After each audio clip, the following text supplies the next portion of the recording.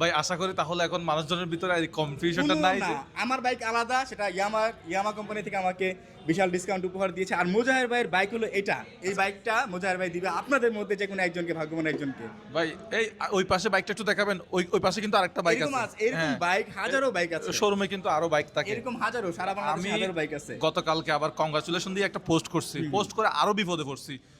মানুষ তো ওখানে ভাই এটা তো বিশ্বাসঘাতকতা করলেন, বিশ্বাস ভেঙে ফেললেন, তাড়াতাড়ি আমি দিছি পোস্টটা ডিলিট করে। আমি বলছি পরের ঘটনা পরে হবে, আগে পোস্ট ডিলিট করে এখন আরেক ঝামেলায় পড়ছি। তারপরে আবার সাথে সাথে বাইকে ফোন দিলাম, আমি বলছি ভাই একটু কালকে যে কোনো ভাবে আসেন, এসে আমরা মানে জিনিসটা একটু ক্লিয়ার করে দিই। মানুষকে একটু ক্লিয়ার করি, ভুলটা ভাঙায় দিই আর কি। তাহলে অনেক এখন মানুষ অনেক ভুল বুঝতেছে যে হানিফ ভাইকে মনে হয় মোজাহের ভাই বাইক দিয়ে দিছে। ভাই, না, না। আসলে আপনাদের এই ধারণাটা একদম সম্পূর্ণ ভুল। মোজাহের ভাই বাইক এটা, আর এই বাইকটা আপনাদের মধ্যে আর আপনার বাইক কোথায়, বাইরে আছে মনে হয় না? হ্যাঁ বাইরে এখন আশা করি ভাই কনফিউশন ক্লিয়ার হয়ে গেছে। একদম। আর আমি যেদিন বাইক পাই তারপরে